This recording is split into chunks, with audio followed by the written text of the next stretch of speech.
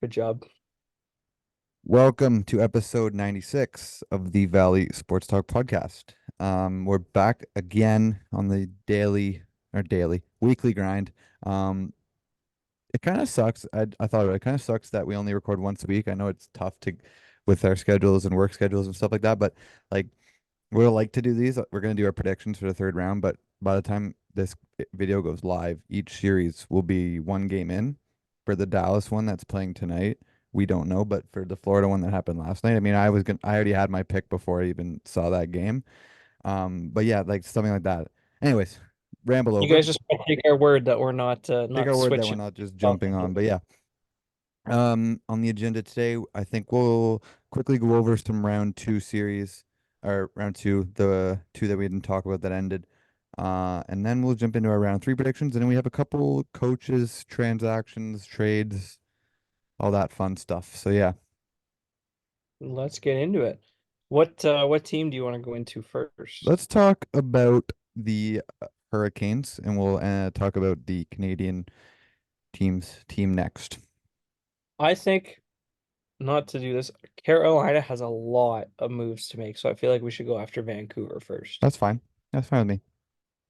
Okay, so yeah, if we go into Vancouver, they put up a great fight. Game seven, they looked, I don't know if you watched it, I watched it. They looked pretty Watched the dead. first period. They looked terrible in the first period, and I kind of figured the way that they were playing after the first period that it was not going to go their way.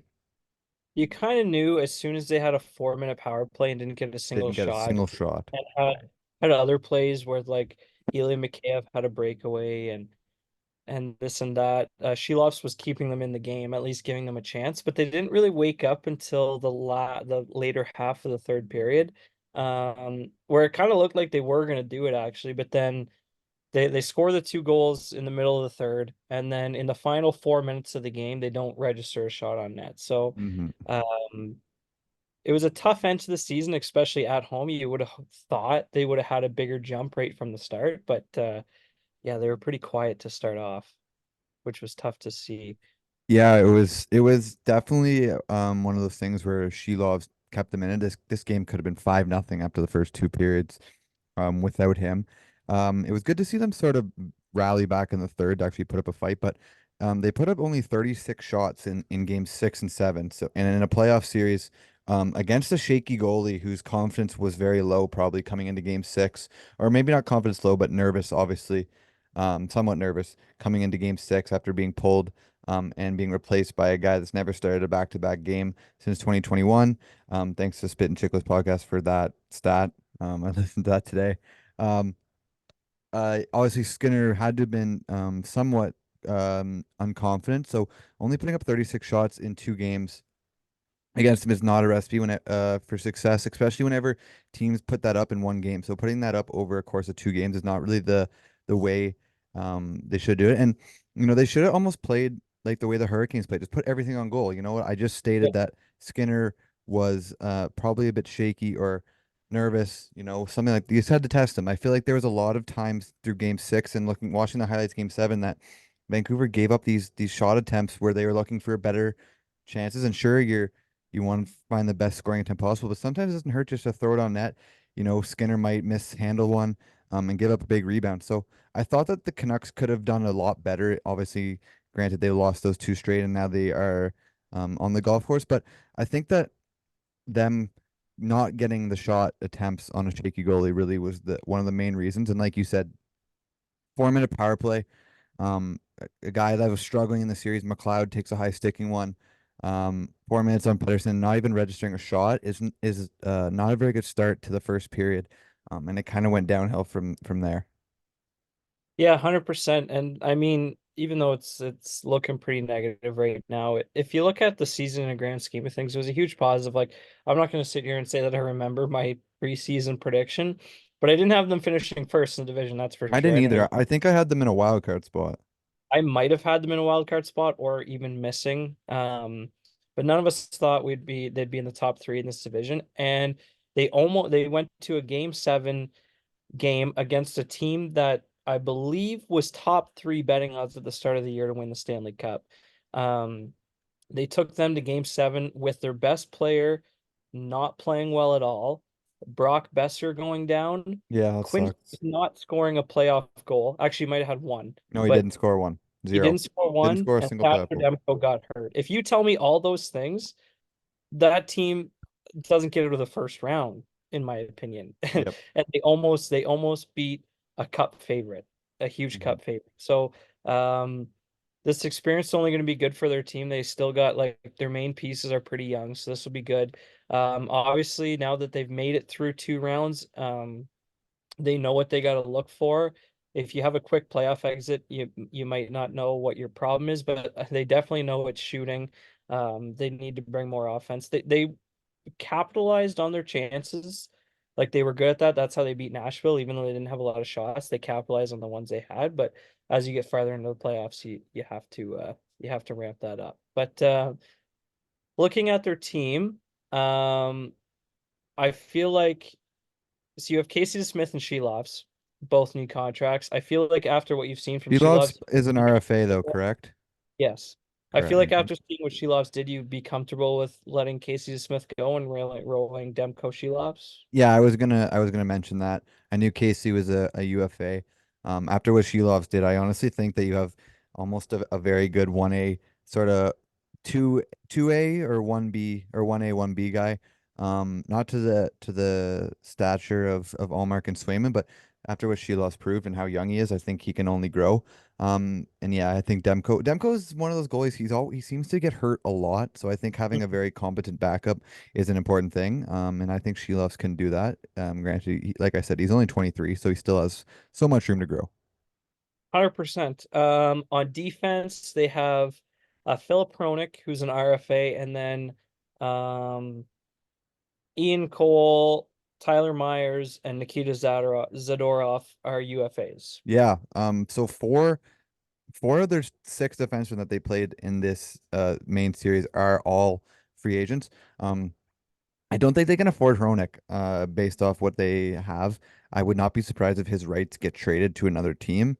I've seen a lot of that. I don't know where. I've seen a lot of like Martin Necas, who is an RFA as well, see if they get their rights sort of get flipped for each other.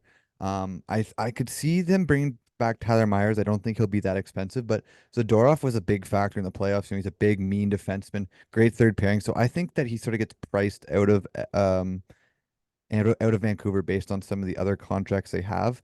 And Ian Cole, I don't think he'll cost that much. You know, he's like a veteran defenseman. He's won a cup before in Pittsburgh.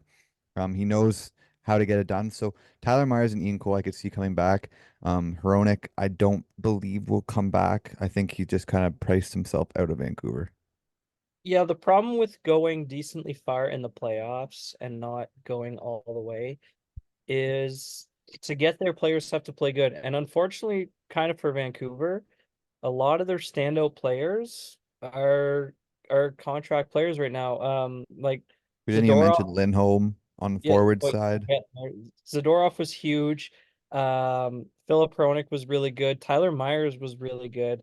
And then when you go to the forwards, like you got Elias Lindholm was pretty good. Not probably what they expected, but when they traded for him, but he wasn't bad. And Dakota Joshua, who's a beast, is also a free agent. If you want to go up to the forwards, you got Teddy Bluger, Dakota Joshua, Sam Lafferty, Elias Lindholm. And the biggest part for the Canucks is upcoming UFAs that they can sign to extensions, mainly being Brock Besser. Yeah. Obviously, I don't think, like you mentioned, I don't think Lindholm was really what Vancouver wanted. You know, he only had 6 goals past the All-Star break, which is right when they picked him up. Um, Lafferty was in and out of the lineup in this Edmonton series, so I don't think he comes back. Teddy Bluger is a fourth line center. You know, he's a former Penguin, so I do like him. He's just a defensive center, nothing more than a fourth liner. Lindholm being the big one. Oh, Joshua, I didn't even mention. I actually really like his game. He's a mean Yeah. forward Mhm. that also has some skill. He's another one that I think that he just might have sort of priced himself out, and they also have a couple of more young guys. You just saw Todd Colson, who's a former first round pick, get some action this series. That Amon guy, I think, or Amon, I don't know how to say his name. He Yep. got some rep. So I think there's sort of some guys that can fill in, sort of like maybe a Bluger role or a Lafferty role, but I would love to see them bring back Joshua. I think he's a mean forward with some skill, and he's not afraid to throw his body around. Lindholm, I don't see them bringing him back. I just don't think they can sort of give up the money that he's going to want, or does he deserve it? You know, we've seen how good of a player he can be. But like you said, you have Brock Besser, you have to prioritize. So I don't see them giving out a big deal for Lindholm. Yeah, it's going to be tough to keep this team together. They're going to have to throw some money that they probably were hoping they wouldn't have to. Brock Besser's currently making 6.65. What do you think his contract extension looked like? Because he did look really well, good in the playoffs until he got hurt. Him and JT Miller were probably their two best players in the playoffs. I Yeah, thought maybe 100%. JT Miller was probably a bit better. I thought he was JT all over Miller the was place. another one back for sure. Um, I could see Bester sort of getting around maybe 7.5, 8. I don't think he's really worth more than 8. So I think if he sort of is asking for more than 8, I wouldn't give that to him personally. I think that's sort of a bit too much, especially when you're paying JT Miller a lot of money. Elias Pettersson's obviously getting 11.4, and Quinn Hughes Yeah, is making him enough money. for context, not to cut you off, Yeah, Quinn good. Hughes makes 7.8, Yeah. and T Miller makes 8 on the dot. So If I'm saying just I think JT Miller's from a a better player and Quinn Hughes, so I think around something just over 7 mil, maybe 7.1, 7.2. I think that's fair. Would it be a bit of an overpay for, he could go back to what we saw 2 years ago where there was a lot of trade rumors around here, him getting a new contract. So you don't really want to commit a lot of money to him because he could go back to that. I'm not saying he's that type of player, but I wouldn't commit to him for more than maybe 7.5. Yeah, it's not a bad number. I'm just looking. JT Miller's making 8 mil for 6 more years until he's 37. That I might mean, be he's a a good tough. player. That contract probably won't look good in 2 years, but No, but for now it doesn't look bad. Moving on to Carolina. yes, uh, if my Wi-Fi decides to be great, I wanted to save them because, as I said at the beginning, they do have a they lot of moves. moves, and there's a lot of people, and Carolina is known for not spending Not money. spending, no, So not spending money, not giving out term. yeah, exactly. So their list is huge. They have we'll start with the forwards. We'll start off with RFAs. Like Maxime Comtois never drew in, so I don't think that'll be hard. Uh, Jack Drury, he was a fourth line guy. He's still pretty young, so they'll look to lock that up. The big ones, Seth Jarvis and Martin Necas, and then they also do have Ryan Suzuki as an RFA. Their UFAs are Jake Gensel, Jordan Martinook, Stefan Nason, and Tara Vinen. So a Yeah, lot of it's names. a lot of big moves. There could be a lot of shakeups in Carolina. Obviously, you can't rebuild because you got guys like Sveshnikov, Aho, Slavin, Burns. These guys aren't getting any younger. Jordan Stahl. Um, RFA wise, obviously, um, Jarvis being the big one, and um, Natchez I think is going to be on the move. I think Give that's a give a almost number for Jarvis. Jarvis. I like him around maybe 6. Okay. Um, Six, bad number. 6 mil. He's I only I think you try to 23. lock him up maybe 7, 6, 7 years. If we're looking at a bridge, I could see maybe 5 by 3. But if we're looking long term, I could see 6 by 6, 6 by 7. He's a young player. He's a stud. He plays both power play and penalty kill. Um, Natchez, I think it's almost imminent that he's gone. I don't think I he is agree. going to be back. I think he's going to be traded somewhere. But it seems like they are prioritizing bringing back Jake Gensel, and I don't think that's a bad move. I think that's their number one priority this offseason. He looked great on them, as much as it hates me to say. He fit really well with Aho. Um he was a beast after getting traded from Pittsburgh. For him, he is eligible for the 8 years from him. I think he gets anywhere from 8.5 to 9. I think that's worth it for him. He's a perennial 40 goal scorer. And he just knows how to get it done. And we have seen that he's not a product of Crosby, so I think he's worth anywhere from 8.5 to 9. Yeah, and he's shown in the playoffs through Pittsburgh and Carolina that he is a playoff performer. Like you said, I know not many people were saying that he might be a product of Crosby, It's definitely but been thrown out there before. 100%. But a lot of the smart people wouldn't think that. But he just showed that he's not this playoffs. He's good. He was a playoff performer. Now he's a playoff performer with Pittsburgh. He always has been. Um, Goalies isn't really anything to worry about. They still got their two locked up. Freddie and Kochetkov will be the two again. Freddie didn't look great in the playoffs, so I wonder if Kochetkov takes more of a number one role I this think he season. should. Me too. Me too. I think Freddie's a good backup. Um, and Kachekhov's 24. He's been in the league for like two, Two three and a years now. half. Yeah, so I think he's getting to that point where he can take the roles. Defense is where it's big. Currently this year, they have Chatfield, D'Angelo, Brett Pesce, and Brady Shea, all UFAs. And next year, so eligible for an extension, are Orlov, Slavin, and Burns. So in the next 2 years, all those guys, basically the six defensemen that played in the playoffs for them, Are gone. plus a seventh, like D'Angelo, who I think was the seventh who played in. He played Uh, in with when Pesci got hurt. yeah, so their seven playoff defensemen are either up for contract or sorry, are either UFA or up for an extension. Yeah, I think their blue line's gonna look a lot different next year. I Yeah, think Brett Pesci and Brady Shea are both gone based off the that's what fact I'm that they are hearing. gonna be prioritizing their forwards and Jake Gensel and Jarvis. We didn't even mention Teravainen. I think he might be gone too. I know that the Carolina Hurricanes do have a lot as David decides to. Can you hear that? Nope. Okay, good. He's vacuuming upstairs. I think that Carolina has a lot of good prospects in the farm system, mainly being defense. I don't remember their names, but I know that they were in the talks whenever Gensel was going to Carolina. A lot of Penguins fans wanted. I think it's like Brendan Morrow. I think that's a name.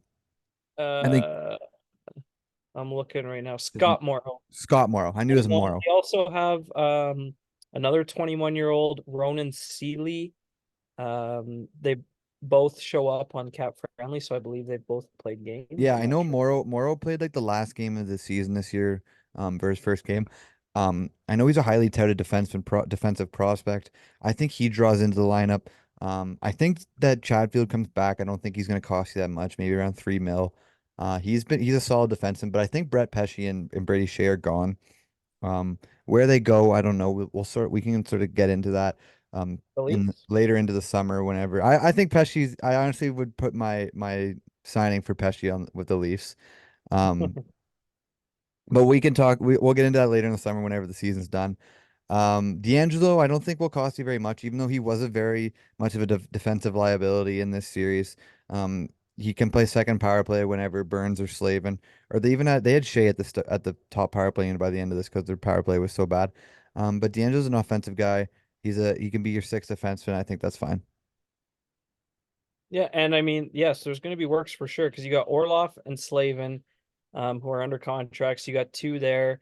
I think Um, Burns plays out his contract and he retires, to be honest. well, that's what I mean. So Burns, you got one more year, but he's 40. Do you want him playing 82 games? Probably not.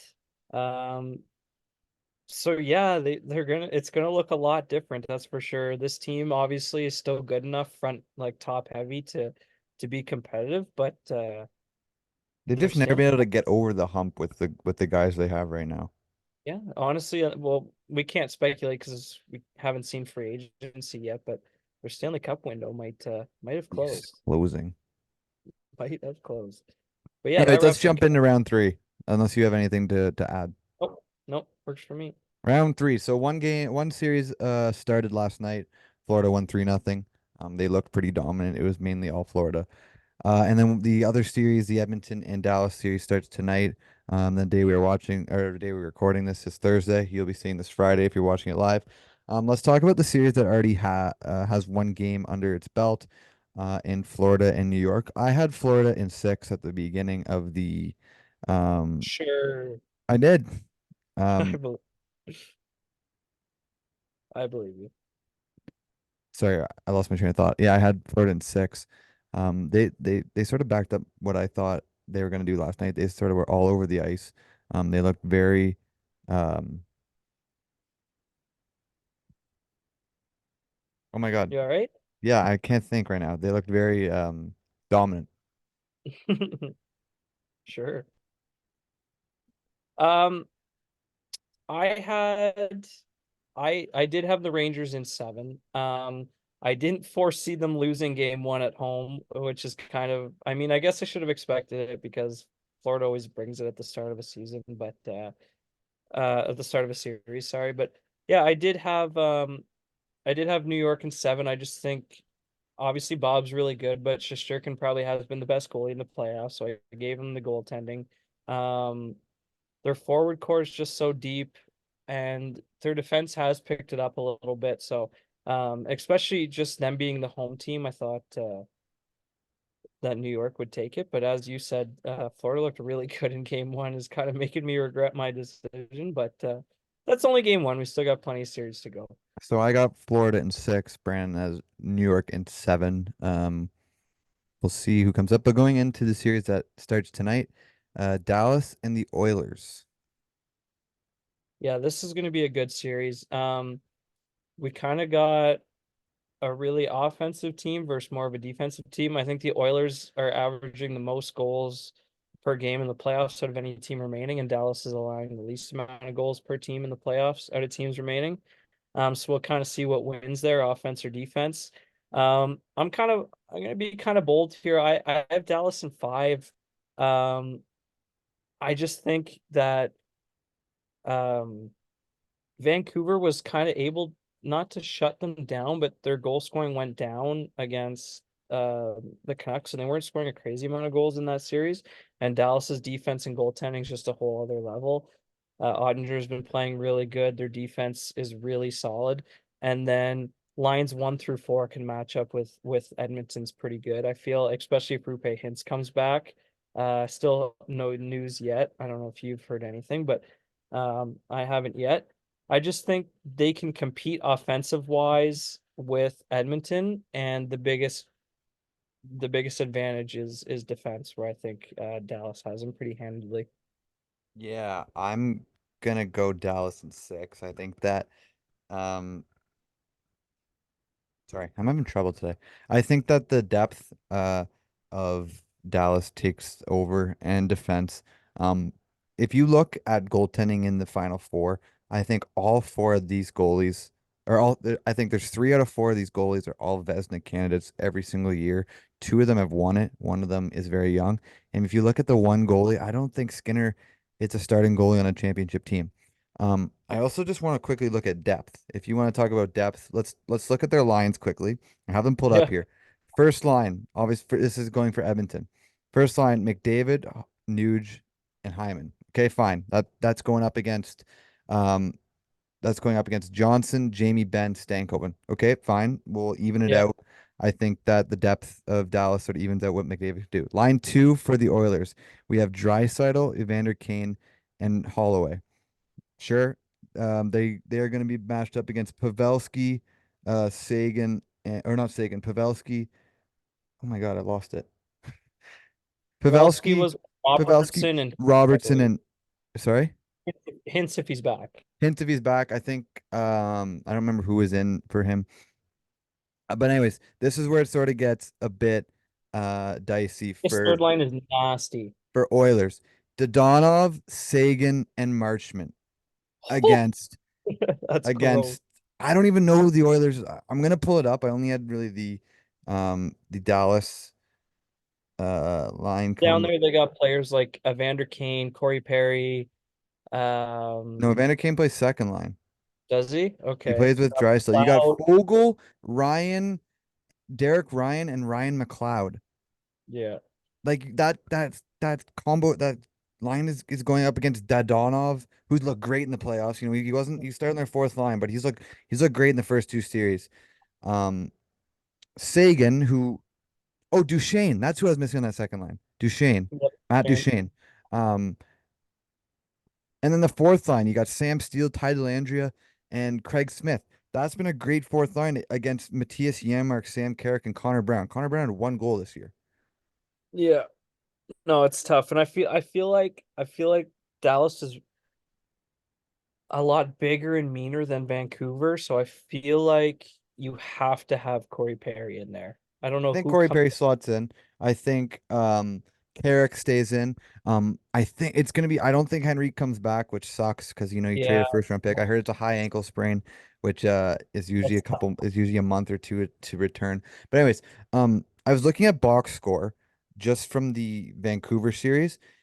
The Oilers only won one game, one out of four games they won. Drysdale and McDavid both scored in the three games they won. They only won one other game whenever both of them scored. So, and if I looked at the Dallas, and there was about 10 different players that scored in the games that they won.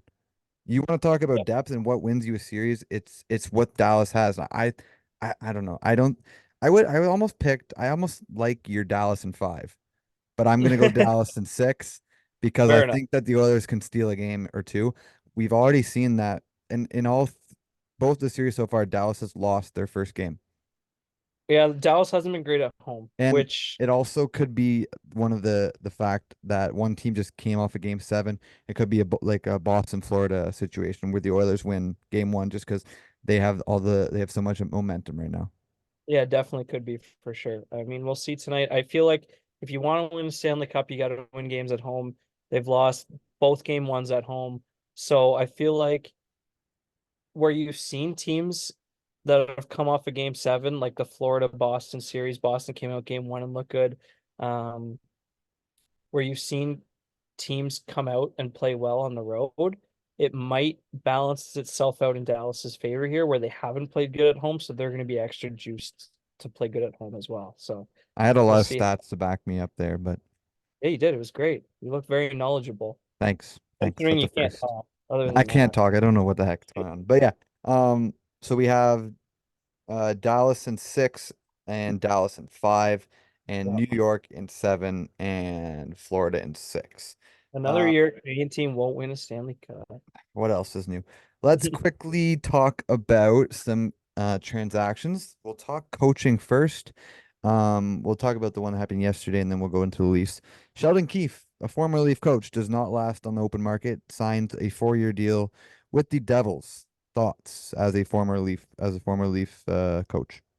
Pretty expensive. The Leafs don't owe him any money, which means Dallas offered him a higher contract. Devils. The Devils offered him a higher contract than the Leafs. Yes, I've heard it. I've heard it's actually significantly more than what he was. Yeah, me too. The number hasn't come out yet, but it does sound that way. So the Leafs don't owe him any money. It doesn't matter to me because it doesn't affect the salary cap, but Very the true. Leafs would have been paid anyways. Um, if I'm Dallas, I love it. If you think, and I do think he's a good coach, I I agree. just think brought in too quick.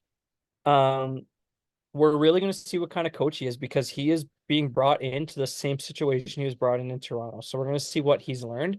He's being brought to a young team that has a tiny bit of playoff experience, but not much, that just had a disappointing season, but is definitely good enough to be in the playoffs.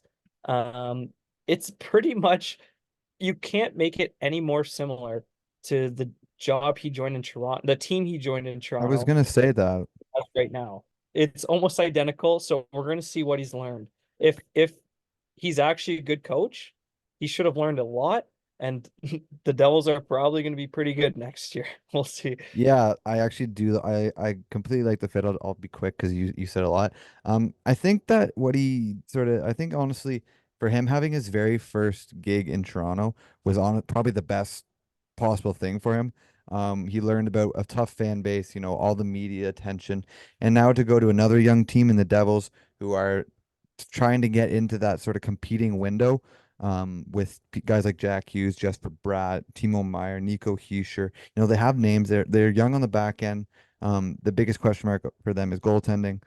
But I really like the deal for Keefe. I don't think he was sort of a bad coach. I think it was just sort of one of those things where you can't sort of blame, or you gotta just try a new face behind the bench. And that new face, Craig Berube. What are your thoughts on that? I think it's a pretty good signing for the Leafs. Obviously, I was hoping for him. It's just it's not that he's a better coach than Keefe. It's just the way he teaches is different. And like we were saying about Keefe in Toronto, I don't think he's a bad coach. It's just he it was his time. They couldn't keep running it back. They needed a new voice, and Craig Berube is that voice. I feel like they both they teach totally different. They coach totally different. Um, so we'll see if that works out in Toronto's favor. He just did a press conference and um, he basically said all the things Leafs fan wanted to hear. He keeps his players accountable, but not in a mean way. He said he knows if you're playing like crap, I'm going to tell you you're playing like crap. If you're playing great, I'm going to tell you you're playing great. Um, so, I mean, we won't really know until September, October when they actually get playing again, but all signs point to a great signing because it's a totally different voice, and a totally different coaching style. Yeah, I didn't mind it either. Obviously, he's won a cup before. That being the year where St. Louis at the All-Star break was not in the Stanley Cup They were playoff dead p last. position. January Yeah, 1st, they were they were dead dead last, last. brought them to a Stanley Cup. The one thing, another stat I heard on Spit and Chicklets, there's been one head coach since 1920 that has won a Stanley Cup with another team and came over, coached a different team and won a Stanley Cup with them. Yeah. So, statistically wise, Leafs aren't winning a cup with him. No, bro. But can he change that? We'll find out. We'll I find mean, the out. Rangers coach might do that. Yeah, Laviolette won one with the Canes Be like, coaching it. So that's why Florida's going to beat them. it's just so hard to win. It's so hard to win a Stanley Cup. It's so hard. And honestly, we got to get to a point where we have to stop sort of recycling these coaches, and bring in some new ones. I mean, at some point there has to be some. Not that I'm saying that the Brewery signing was bad, but I'm just saying that like people keep like reusing coaches, and when's that going to sort of not change, or when are we going to see some new blood? You know what I mean? Yeah, for sure. But yeah, Um, quickly to wrap it up, Tampa Bay Nashville made a trade, yes, they did. sending Ryan McDonough back to Such Tampa. a weird trade. It was a weird trade. There's a lot of speculation out there, and I don't know which way to lean. I've heard a lot of people say Nashville's clearing cap space The for trade like for Mitch. Marner. I've also heard it. I've also heard now that Tampa Bay has picked up that 6 mil that they won't be able to sign Stamkos. But then I've also heard people say that because they brought back McDonough, they're still trying to be competitive and show Stamkos they're trying to be competitive. Um, so I don't know which way do you lean. I don't know if a trade to Nashville works for Toronto. I don't know. I feel like people might be going too quick with that. I think that Nashville is definitely trying to open up, and I did hear that McDonough requested a trade out of there. Yeah. Yeah. Um, so I'll talk about that first. I think that a trade for Marner not makes sense for Nashville. They have a Scaroff sitting in the farm system. He had a wicked year in the AHL. Does that trade for Marner involve UC Saros? Maybe. But yeah, I think that this is Nashville definitely sort of clear. They have like 39 million cap this offseason. Yeah, So they have a ton. they could, and it's a very good free agent class for forwards. So they could go out there and try to stay competitive. Without trading for Marner and just run with Saros. And on the Yeah. Tampa side of it, it really confused me because McDonough's on the Same. wrong side of 35. He's 35 on the dot, turning 36. He's making It's a big contract. 6.25 for 2 more years. Now, as of right now, they have $5 million in cap space. I don't think that's enough to bring back Stamkos unless he takes a massive Definitely not. discount. And that's Definitely. just being, you need other players other than just Stamkos. Like you Even if he need takes a discount, it's not enough. So does that I think they obviously they're still going to try to work out something and bring him back. Does it fully price him out of Stamkos? No, but as of right now, the move looks like Stamkos is gone based I off feel cap space. I think yeah, but in the summer you are allowed to go 10% over the salary cap. So I can't see I don't know about you. I can't see Stamkos playing other way anywhere else other than Tampa. I think he'll end up in Tampa. Maybe Nashville's making a move to get Stamkos and Marner because the thing that doesn't make sense to me is Nashville needs scoring and Marner doesn't really bring that. He But yeah, but obviously I think that if you bring he'd be a in, great passer for Philip Forsberg, let's just say obviously, that, yeah. but he doesn't drive. I don't know. He doesn't drive an offense. I I don't think know. that if you bring in a guy like Marner, it takes some load off of Forsberg from having to For sort sure. of be that passer, be that sort of all around guy. And I think that he can sort of free him up to sort of become a scorer. For sure. But It's yeah, kind of funny because Nashville, I feel like they really need a centerman who scores. Could you imagine a first line of Forsberg, Stamkos, and Marner? that'd be crazy. And a power play unit of that with Yeah, Yossi on the back end, with Yossi on it. throw in somebody else. That'd be crazy. Yossi and Ryan O'Reilly in front of the net. Oh, I forgot about Riley. Yeah, that'd be Riley and O'Reilly, net front presence, Stammer on the Oh, wing, Forsberg that'd the be other side. gross. That'd be That'd be nuts. gross. But yeah, I think we'll wrap it up there. And we'll be back next Friday to maybe talk about a series over as if one team gets swept. I doubt that. But yeah, if you guys enjoyed, make sure you leave a like, subscribe. Episode 100 coming up in 4 episodes. Crazy. So we'll see you next week. So yeah.